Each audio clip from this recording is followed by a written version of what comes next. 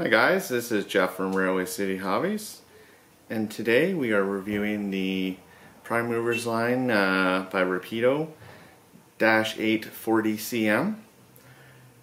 Before I unveil the locomotive, just keep in mind the Prime Movers line was a value-priced, wife-approved line from Rapido for those people that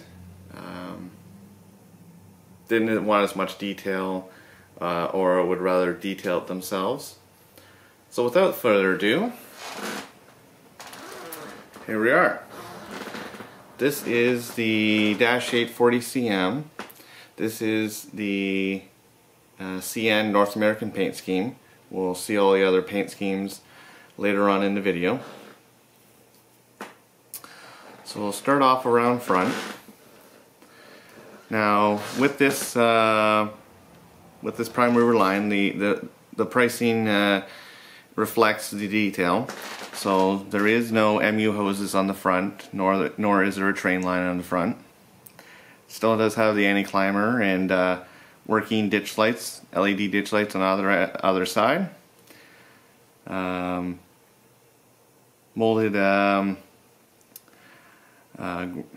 Molded handrails up on either side. You still do have a coupler cut lever.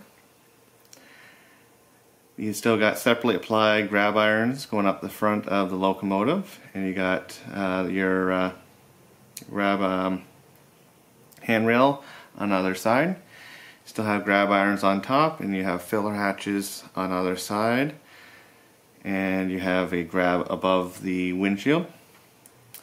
Separately applied windshield wipers on other painted window.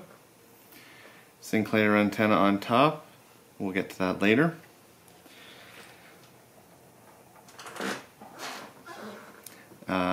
Yellow painted kicks on the stairs by the prototype, and yellow tipped edge foot tread.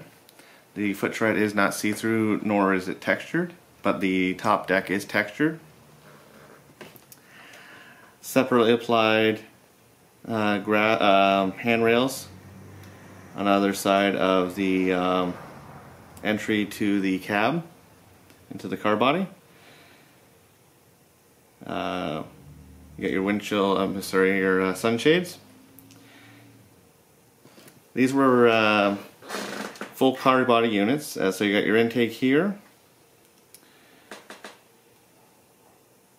and around to the side. You see your truck detail. You got your air tank here and here. Brake cylinders here and here, here and here, and your load shock here and on the front. As we go around to the back, again, you do have the spare knuckle coupler, spare knuckle holder on the other end of the back of the pilot. Metal knuckle couplers, as I forgot to note before, which is I'm not sure if they're a KD, I believe there would be a KD. Get your anti-climber on the rear, your MU receptacle on the rear, plastic handrails, coupler cut lever going across here, separately applied grabs going down the back of the locomotive, and your handrail painted white on the other side. Textured surface here, but the steps are not textured. And you got the sand filler hatch at the top here. We'll see that when we look at the top of the locomotive. Again, at the back, also the kicks are painted yellow by prototype, and your edgier steps or edgier step tread is yellow. Around to the other side. This is all one-piece body, so this is not see-through. You got all your radiator grill facings, and you got your sight glass here, and you got your filler neck. I believe that's the filler neck. I can't tell from the shot here. One's filler neck and one's the shut off. And up here you see the intake detail where the intake grill is. Actually, I believe that actually is the dynamic side there. The dynamic fan grill. So we'll go to the top of the locomotive. Oops.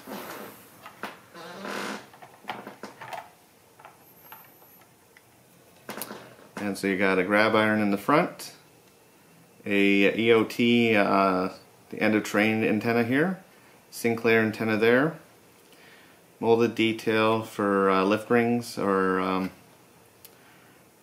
don't know if you call them lift rings. It would be lift rings, but they're fold down lift rings, so when you want to access the hatch, you pop them up and lift them off. 3 chime horn, your exhaust housing, and your grill on the rear for your radiator. So this comes in 6 schemes.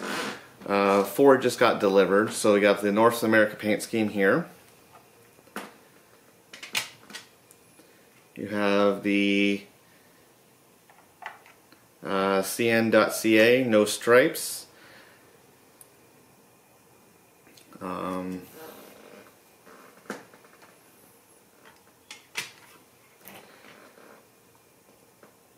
You have the straight CN with the white dash at the front, white dash there. And then you have the former BC Rail versions.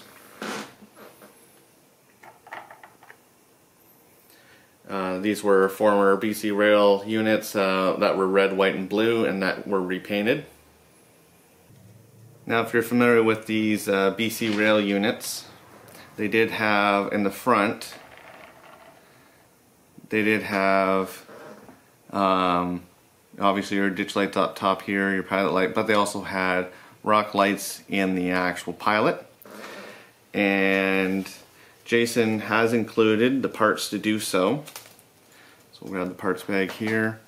So you do have your LED with your wire and your actual housings here. It's better. No reflection there. You got ditch light housings, and you have clear lenses to put into those housings once you fix the LED in place. And actually, in the instructions, it even talks about there's pads left on the circuit board to install your ditch lights if you so choose to do so. Another spotting differences between the first one, the original one we looked at, the CN North America paint scheme, is the bell is located at the front on the just above the cab on all 4 units. All 3 units except for the North America paint scheme. On the BC Rail unit, this is just a sticker. It is not actually into the cab, like into the body. It's not class, it's just a sticker on there. The class lights do not function, but they do come with, back in the parts bag here, there's 2 sets of lenses. You're still over for 2 class, and then on the other side, if I get this to stay in one place, you have your red bezel for doing your class lights, the 3 class lights.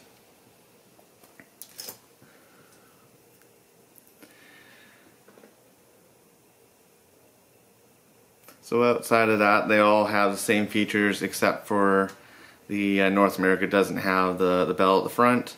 They all come with the same features. None of them have the MU hoses put on, front or back. So what we're going to do now is we're going to get this set up for this, so we can check the lighting and listen to the sound. And we'll do a little bit of running on the layout, and we'll weigh it and do a drawbar test. So we'll be right back.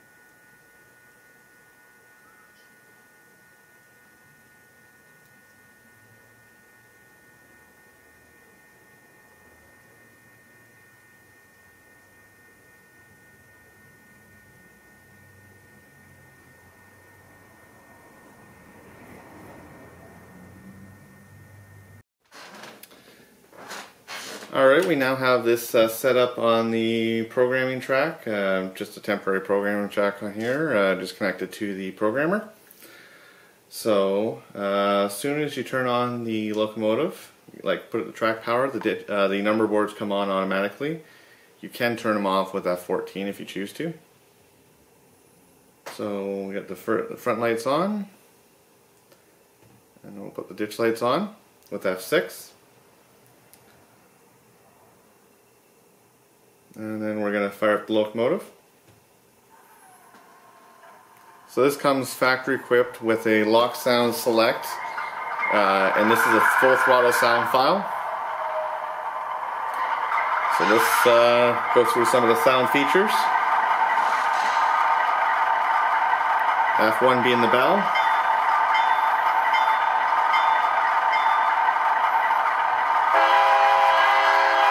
F2 is the 3-chime horn.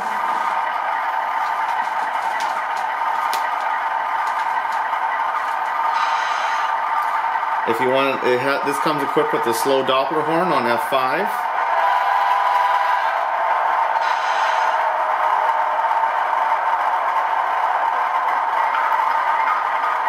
If you want to dim your lights, you got F7.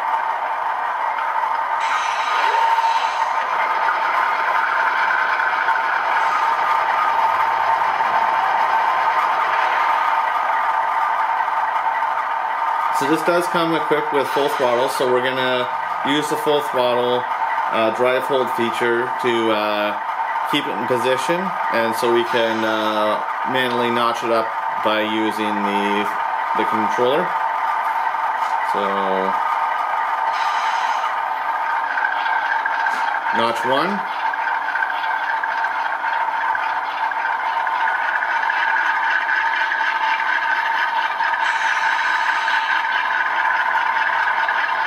Notch 2.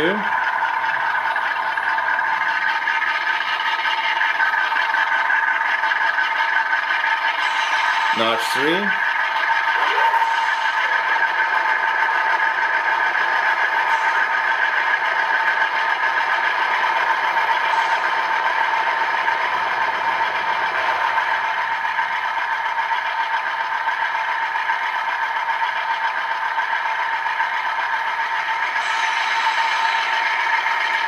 Notch 4.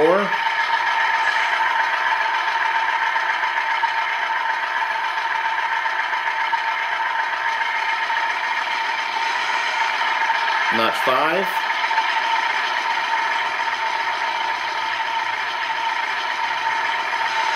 Notch 6.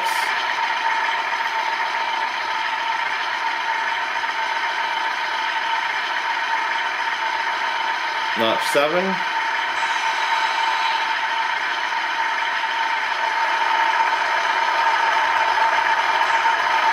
Actually, I believe this is notch 7.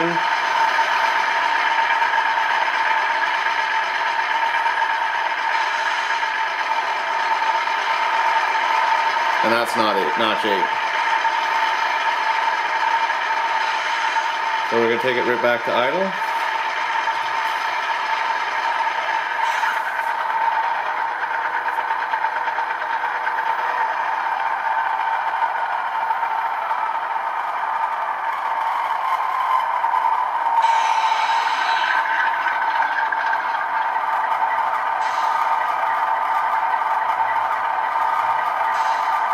Now, as per Jason Shron, there's going to be some sounds up in the higher F functions. We'll wait for the whooping compressor to stop here.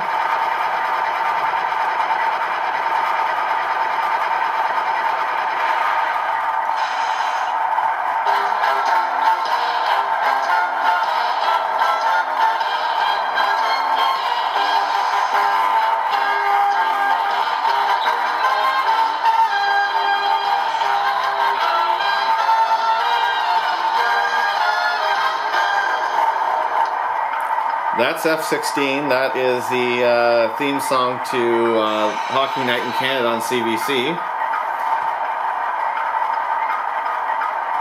So there's only one extra sound file, which is the F16, the Hockey Night in Canada theme. So we now hear the sounds for this locomotive and the lighting features. We're going to do a little bit of, we'll actually do a push-pull test and then we'll weigh it. So we'll be right back.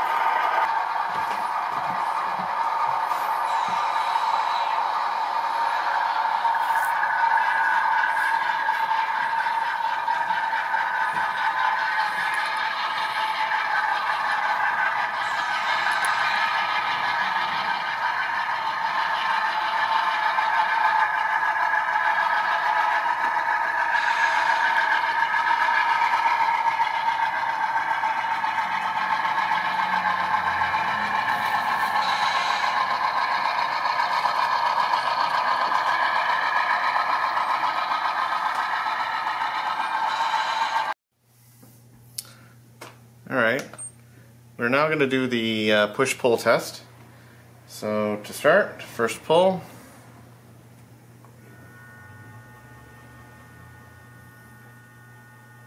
$85 grams.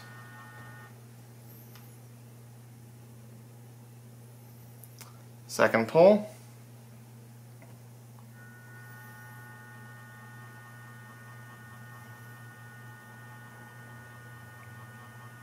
$90 grams, 85, and last pull.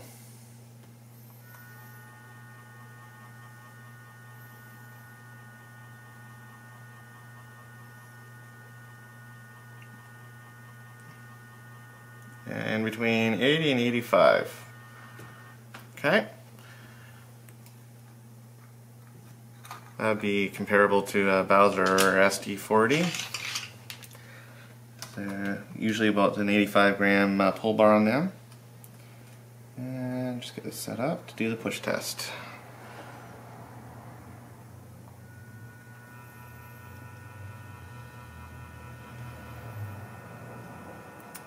And an 80 gram push on the first.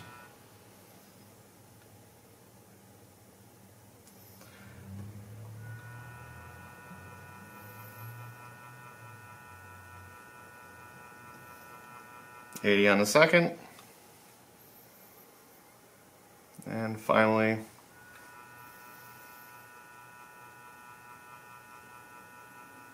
$80 on the third. So we have consistent 80s on the push test and 85 on the pull. So we're gonna get the scale out and weigh this in, and we'll be right back. Alright, we got the scale set up for the for this locomotive. This locomotive weighs in at 18 ounces even, which in grams is 510 grams.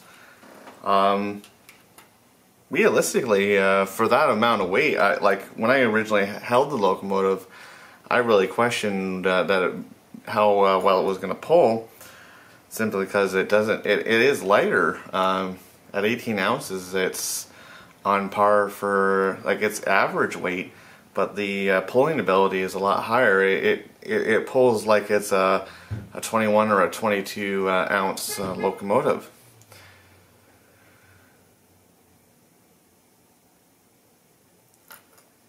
I'm actually surprised on its pulling ability.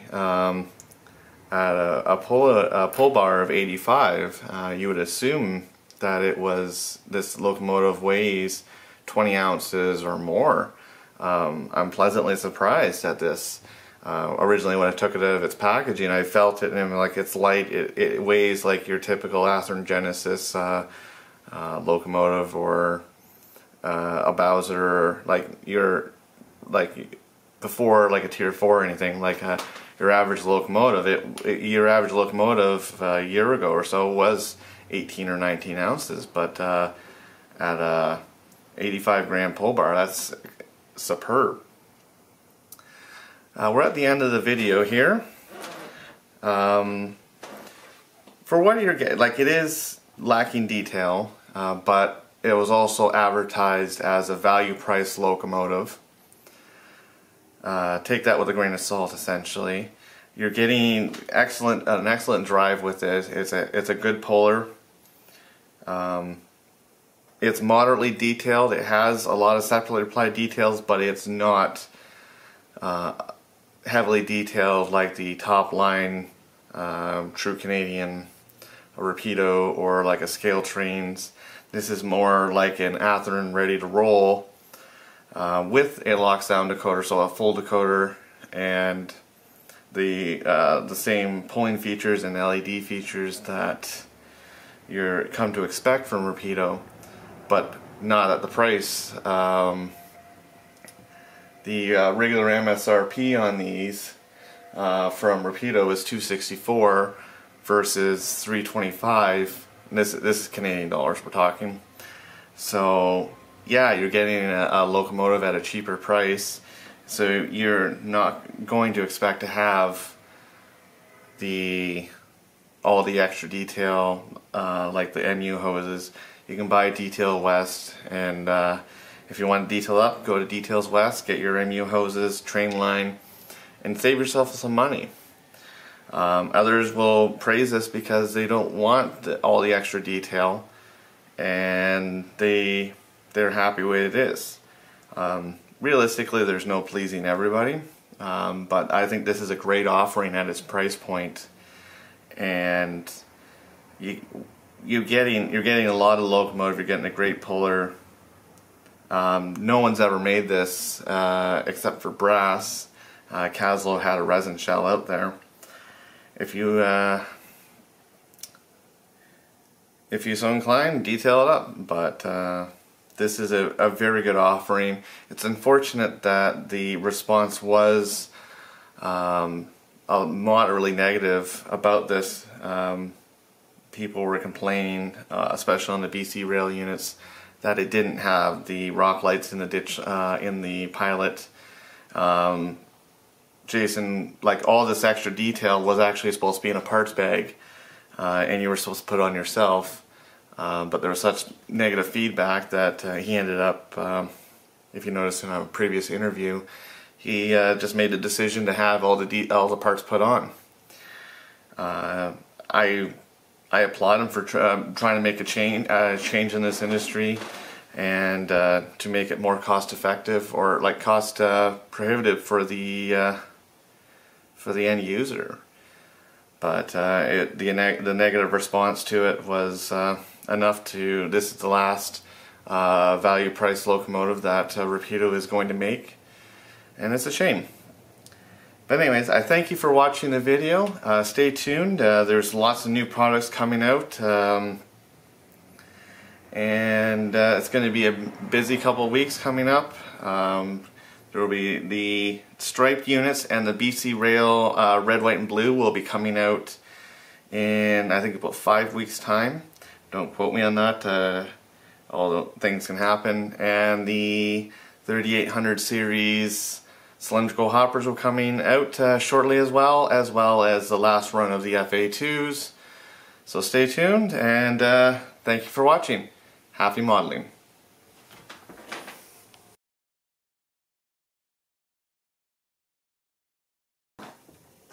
So you think you're done with me this video, but there's actually more to this, and there's a couple things, addendums from the earlier part. I'm going to show the instructions, and F10 and F14. F10, I don't know why, I checked the mapping, that is not a brake, and F14 is not the number words.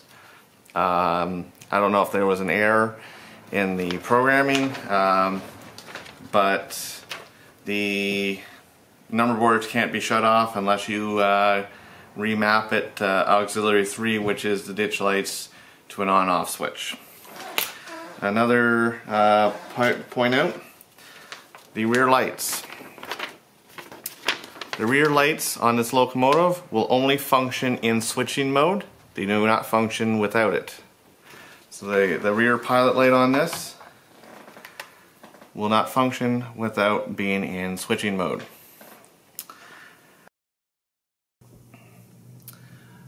One more piece of information before I go.